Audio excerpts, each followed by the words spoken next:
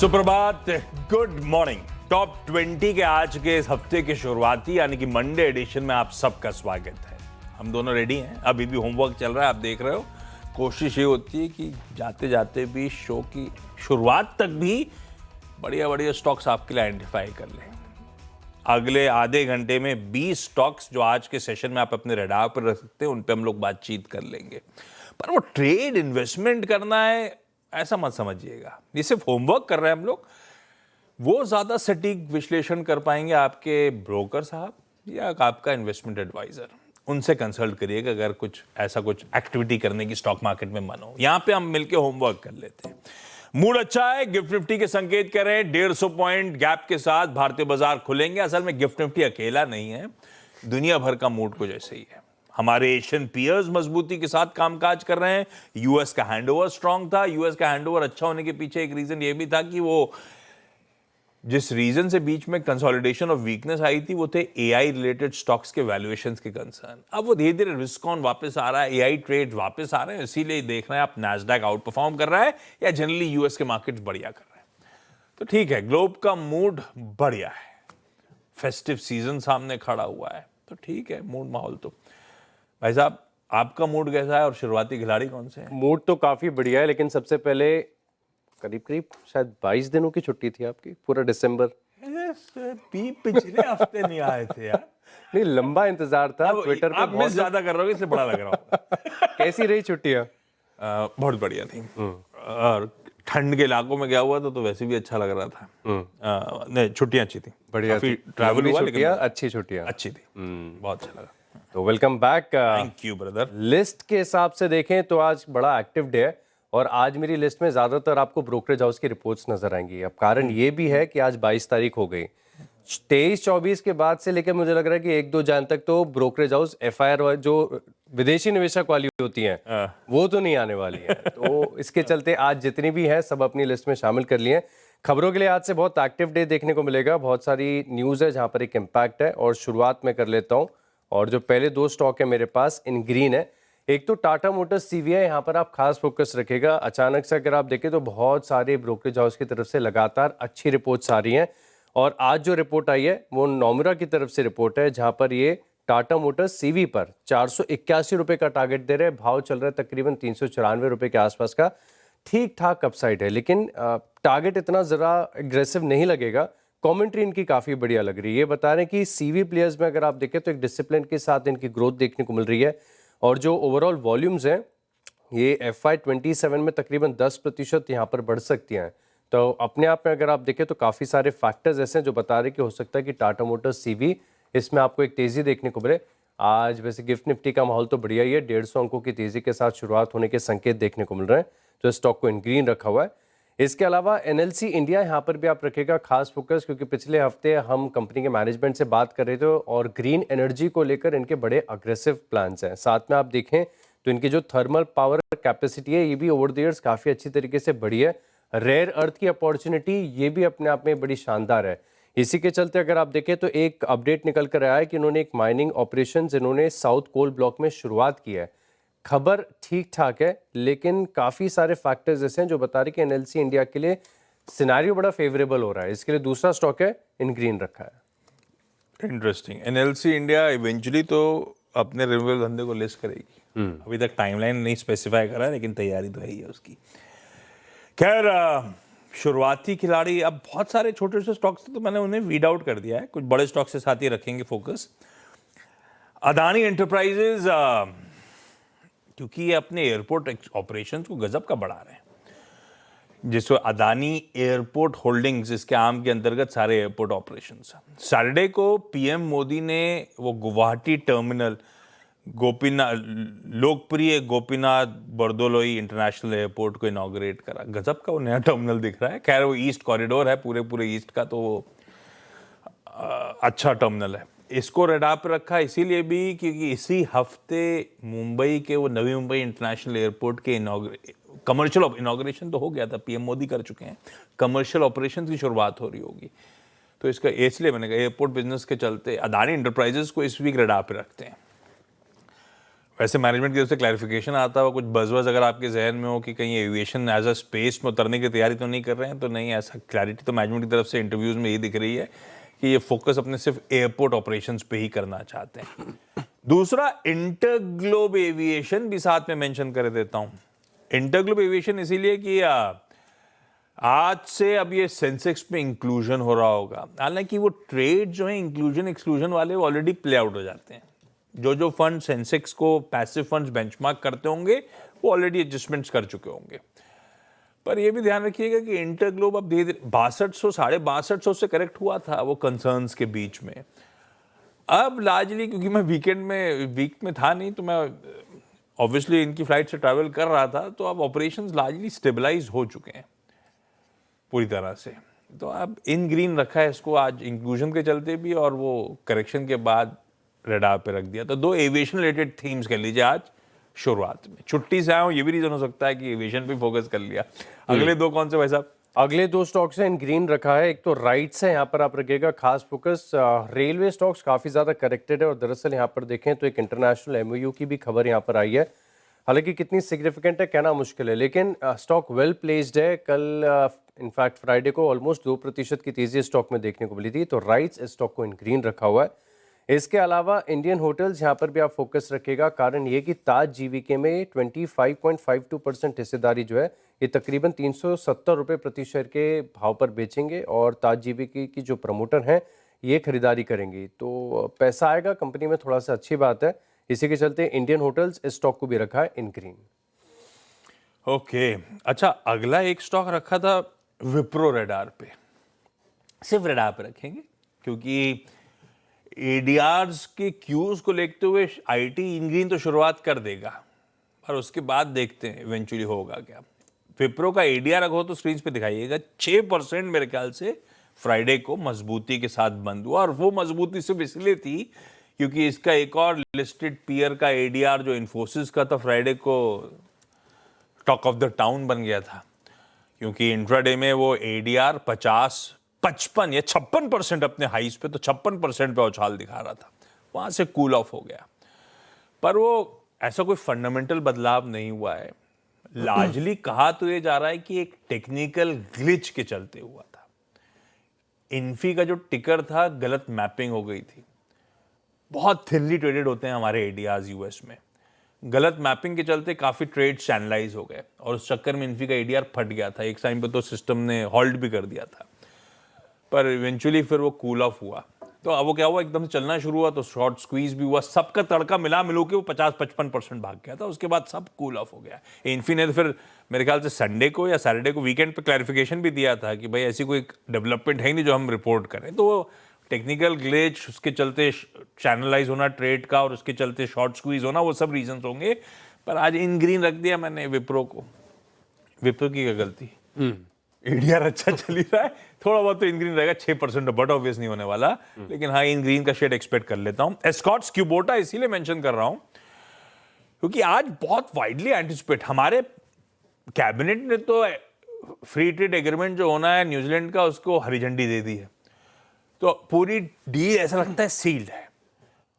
तो अब ज्यादातर लोग मान रहे हैं, रिपोर्ट सजेस्ट कर रही हैं, लोग मान रहे से मतलब नहीं, रिपोर्ट सजेस्ट कर रही हैं कि शायद India New Zealand FTA right around the corner. कई लोग कह रहे हैं आज दोपहर में शायद वो साइन हो रहा होगा। क्लैरिफिकेशन जब आएगा और लक्ष्मण दे देंगे आपको। लेकिन है दोनों के लिए ऐसा कोई ट्रेड डील बहुत बड़ी नहीं है, कॉम्प्लीमेंट्री है। इंडिया अपने हाई वैल्यू सर्विसेज गुड्स को एक्सपोर्ट कर रहा होगा, न्यूजीलैंड अपनी डेयरी प्रोडक्ट्स को, उसके लिए जाना जाता है, वो इंपोर्ट करने की कोशिश, मतलब यहाँ भेजने की कोशिश कर रहा होगा। ये लार्जली ट्रेड डील है, तो इसमें फार्मा आईटी को तो बट ऑब्वियस से बेनिफिट हो रहा होगा इंडियन। पर उनमें स्टॉक वो कौन से अच्छा था कि एस्कॉर्ट्स क्यूबोटा, क्योंकि न्यूजीलैंड है एग्रीरियन इकोनॉमी, बड़े पैमाने पे फार्म रिलेटेड स्टोरी है। एस्कॉर्ट्स क्यूबोटा कहा जा रहा है कि स्पेशलाइज्ड फार्म इक्विपमेंट्स को काफी बूस्ट मिल जाएगा जब न्यूजीलैंड के साथ एफटीए हो रहा होगा, इसीलिए इन ग्रीन रख दिया है मैंने। अब देखते हैं एफटीए होता है नहीं होता है तो एस्कॉर्ट्स क्यूबोटा को वाकई कितना फायदा होता है। बस एक रडार पर रखने वाला स्टॉक हो गया। इस सेगमेंट का आखिरी दो भाई साहब, आखिरी दो में एक IKS है, और यहाँ पर आप फोकस रख सकते हैं, यानी इन्वेंचरस नॉलेज सॉल्यूशंस। इसके ऊपर एक ब्रोकरेज हाउस की तरफ से काफ़ी बढ़िया रिपोर्ट देखने को मिली है। एवेंडस स्पार्क की तरफ से अच्छी रिपोर्ट है, जहाँ पर ये खरीदारी किराए के साथ 2020 रुपये का टारगेट दे रहे हैं। ₹1691 का जो है शुक्रवार की क्लोजिंग है। और ये बता रहे हैं कि काफ़ी ज़्यादा वैल्यू प्रपोजिशन ये ऑफर कर रहा है इस भाव पर, और बता रहे हैं कि मार्केट शेयर यहाँ से काफ़ी ज़्यादा वेल पोजिशनड है और लॉन्ग टर्म के लिए ग्रोथ के अवसर बहुत बढ़िया देखने को मिल रहे हैं। हेल्थ केयर रिलेटेड कंपनी है, अच्छी रिपोर्ट है, बढ़िया टारगेट है, और इसके चलते यहाँ पर आज आपको एक्शन देखने को मिल सकता है। शुक्रवार को देखें तो 2-2.25% की तेजी के साथ ये स्टॉक बंद हुआ, तो देखना होगा कि आज लाइकली रिएक्शन कैसा है। लेकिन बढ़िया रिपोर्ट है, ऊंचा टारगेट है, इसके चलते स्टॉक को इन ग्रीन रखा हुआ है। केईसी इंटरनेशनल यहाँ पर आप रखेंगे खास फोकस, और दरअसल हाई कोर्ट की तरफ से जो फैसला आया है ये कंपनी के पक्ष में यहाँ पर देखने को मिला। दरअसल पावर ग्रिड कॉरपोरेशन ने इन्हें अपने टेंडर्स में बिड करने से रोका था तकरीबन 9 महीने के लिए। तो इसके बाद अगर आप देखें तो इस स्टॉक में हमने देखा था, जब खबर आई थी बड़ी गिरावट भी यहाँ पर देखने को मिली थी, लेकिन फिलहाल के लिए हाई कोर्ट ने कंपनी के पक्ष में फैसला दिया और बता रहे हैं कि ये बिड करना जारी रख सकते हैं अगले ऑर्डर तक। तो इसी के चलते केईसी इंटरनेशनल लाइकली हो सकता है कि स्टॉक में आपको एक्शन देखने को मिले, और ऊपरी तरफ से देखें तो स्टॉक बहुत ज़्यादा वेल करेक्टेड है। अब एक अच्छी खबर आई है तो आज इन ग्रीन रिएक्शन देखने को मिल सकता है, इस स्टॉक पर रखें खास नजर। ओके, अगले दो एक मिनट, मेरा पेज गड़बड़ हो गया है। मुथूट फाइनेंस को रख लीजिए रडार पे। अब मुथूट हो, मणापुरम हो, मणापुरम मेरे ख्याल से फ्राइडे को अच्छा 1.5-2% का उछाल दिखा रहा था, मुथूट रख दिया रडार पे। फंडामेंटली और गोल्ड सेंट्रिक ज्यादा अच्छी स्टोरी तो खैर मुथूट ही है, पर भाव में है, भाव में अच्छी तेजी और कंसोलिडेट कर रहा है स्टॉक। इस समय का अपडेट ये है कि सोने की चमक, अभी रवि देवरा साहब पिछले शो में जुड़े थे, बढ़िया उन्होंने जोड़ दी कहानी। फंडामेंटल्स मत पूछा करिए क्या रीजन है। कच्चा तेल $60 पे, ऐसा लगता है दुनिया में पूरी पीसी पीस, और इसीलिए वो डाइजेस्ट कर रहा है। सोना फटे जा रहा है, ऐसा लग रहा है सब कुछ वॉर मोड पे है ना। और ऐसा लग रहा है बहुत टेंशन है कहीं ना कहीं, तो वो बिल्कुल ही एसेट क्लासेस अलग ही बिहेव कर रही है इस समय। पर सोना क्या है, फ्राइडे को छोड़ा था इक्विटी मार्केट्स ने $4358 प्रति आउंस पे, पकड़ लीजिए 4350 इंटरनेशनल मार्केट्स का लेकर आइए। 4400 के आसपास सोना इंटरनेशनल मार्केट्स में ट्रेड कर रहा है, 4380 के आसपास। अभी कुछ देर पहले आशीष ने अपडेट दिया था कि इंडियन मार्केट्स में भी नए रिकॉर्ड जो भी रख लीजिए भाई। मुथूट फाइनेंस को रडार पे, सोने की स्टोरी भी बतानी थी आपको। रडार पे सोना रिलेटेड, चांदी रिलेटेड सारी थीम्स रहेंगी, क्योंकि चांदी भी अच्छा $1-1.5 जंप किया है। और एक स्टॉक और, पीवीआर आइनॉक्स। क्यों पूछोगे आप, तो कहने के लिए बोल दूंगा लेह लद्दाख में 2 मल्टीप्लेक्स खोल रहा है, एक मल्टीप्लेक्स खोल रहा है 2 स्क्रीन का, जो भी है। पर एक्चुअली धुरंधर रुकने का नाम नहीं ले रही है, वर्ड ऑफ माउथ से और फैले चली जा रही है, तो अनस्टॉपेबल टाइप है। दूसरी तरफ, अच्छा फ्राइडे को ऑलरेडी चला है, ये ध्यान रखिएगा। लेकिन दूसरी तरफ आई थी avatar fire and ash. Globally तो खैर डिसअपॉइंटिंग ओपनिंग हुई है उसकी, मैंने निपटा दी है, देख ली, भरा हुआ है। और अवतार फायर एंड ऐश के लिए खास बात यह है कि इसकी होती है बड़ी प्रीमियम प्राइसिंग। तो अब लुक्स में चले जाओ, 4DX में चले जाओ, बहुत प्रीमियम पे बिकता है टिकट, और भरा हुआ है थिएटर इस समय, तो उसका फायदा मिलता हुआ। तीसरा तड़का और जोड़ देता हूं, क्रिसमस में थर्सडे को एक और मूवी रिलीज हो रही है धर्मा प्रोडक्शंस की, तू मेरी मैं तेरा। पीवीआर है ना, उसकी चांदी चांदी टाइप फीलिंग आ रही है मुझे। इन ग्रीन रखता हूं इसको आज के लिए। ये हो गया आज के शुरुआती 6 स्टॉक्स। ब्रेक ले लेते हैं, उस पार जब लौट के आएंगे और 4 इंटरेस्टिंग स्टोरीज जोड़ देंगे आपके लिए।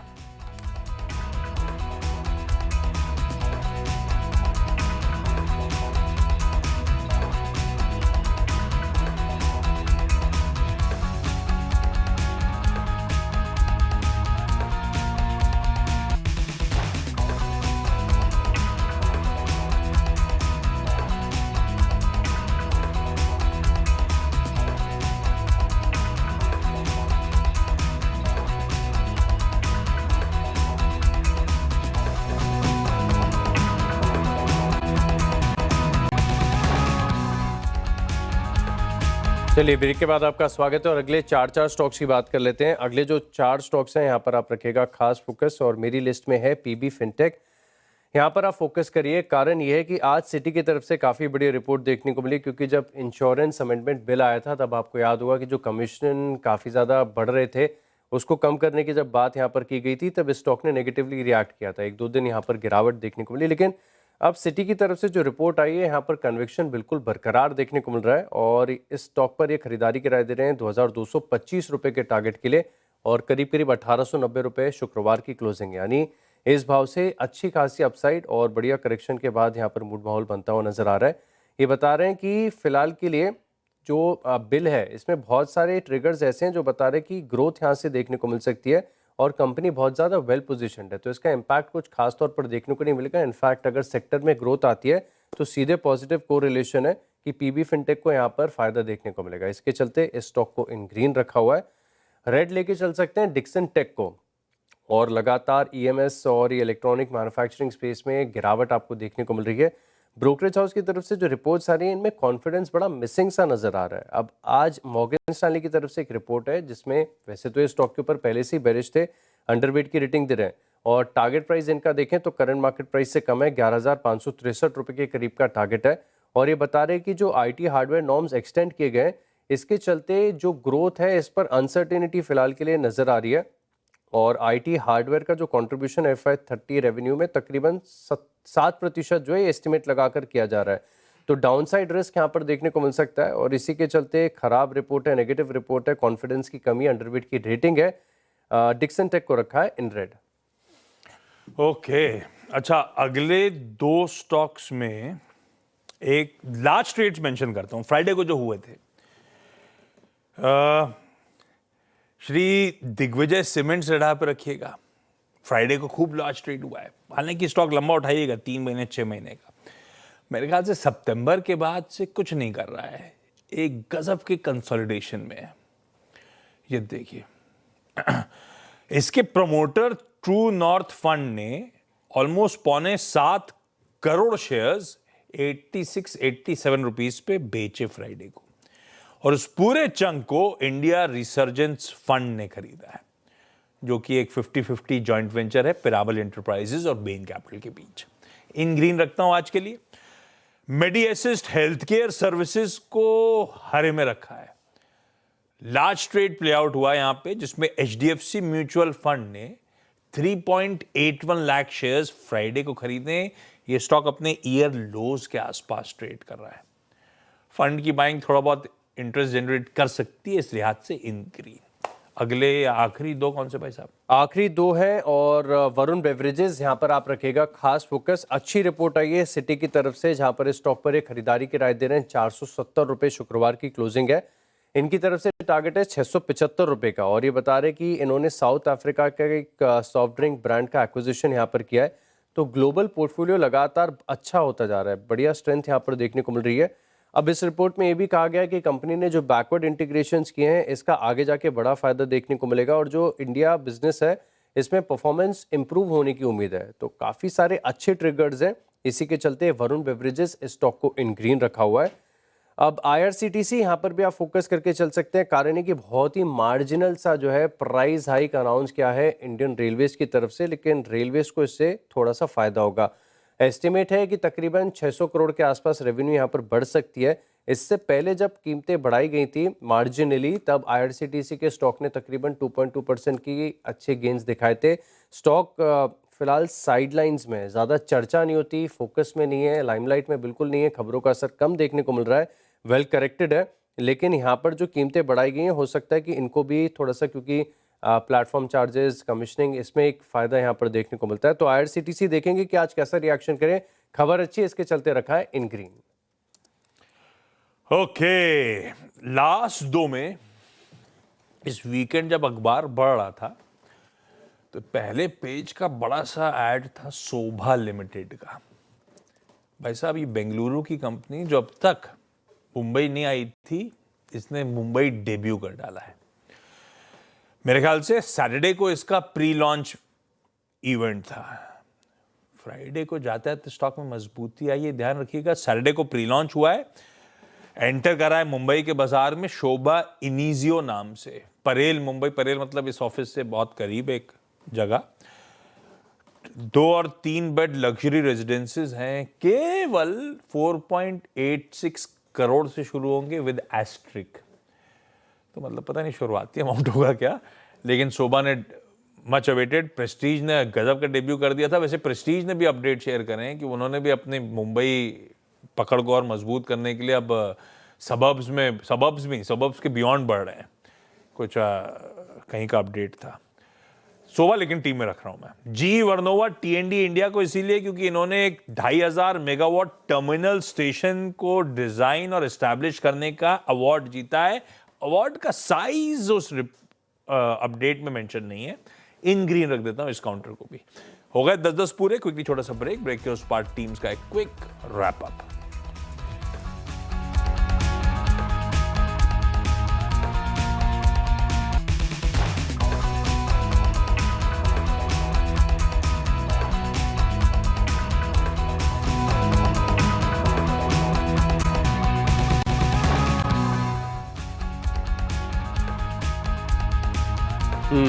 चलिए ब्रेक के बाद आपका स्वागत है। कुछ हॉलीडे इफेक्ट है यहाँ पर स्टॉक्स में? है, गलती हो गई। ये आपको पहले ही बता देना था। श्री दिग्विजय सीमेंट यार गलती से थर्सडे का लास्ट ट्रेड था, वो तो फ्राइडे को रिएक्ट कर चुका है। छोड़ दीजिए। वो क्या एक्सचेंजेस पे बीएसई पे वो बल्क ट्रेड में अभी भी दिखा रहा है। मैंने गलती से डेट चेक नहीं करी। हटा दीजिए श्री दिग्विजय सीमेंट्स को, पकी पकाई न्यूज है। उसको रिप्लेस कर देते। स्टॉक्स की कमी थोड़ा आज। जुपिटर वेगन्स को मेंशन कर देता हूं। इन ग्रीन रख रहे हैं क्योंकि इसके प्रमोटर्स ने 28-29 लाख शेयर्स एक्वायर करे। दरअसल वारंट्स कन्वर्ट करें। 470 रुपए पर शेयर पे वारंट कन्वर्जन हुआ है। करंट सीएमपी 260 रुपए की है, इसीलिए जुपिटर वेगन्स को इन ग्रीन रख रहा हूं। खैर अब आप प्लीज रैप अप कर दीजिए और ये इंक्लूड कर दीजिए मेरी टीम में भाई लोग। बिल्कुल कर लेते हैं। तो जो 20 स्टॉक्स हैं, इनकी लिस्ट तैयार है। अब रिकैप देख लेते हैं। शुरुआत मैंने की थी टाटा मोटर्स सीवी के साथ, स्टॉक को इन ग्रीन रखा। एनएलसी इंडिया यहाँ पर भी रखेगा। आप खास फोकस राइट्स है। इंडियन होटल्स आईकेएस पर ब्रोकरेज हाउस की अच्छी रिपोर्ट है। केसी इंटरनेशनल के फेवर में आया है judgement. PB fintech, Dixon tech, Varun beverages और आईआरसीटीसी, इन स्टॉक्स को भी रडार पर रखें। 10 मेरे भी हैं, जोड़ लीजिए इसमें, तो ये हो जाएंगे 20 स्टॉक जो रडार पर रखने आज आपको। Adani Enterprises, InterGlobe Aviation, Wipro, Escorts Kubota, Muthoot Finance, PVR INOX, Jupiter Wagons, Medi Assist, Sobha और जीई वर्नोवा टीएनडी। रीजंस आपकी स्क्रीन्स पर हैं। आज सब इन ग्रीन।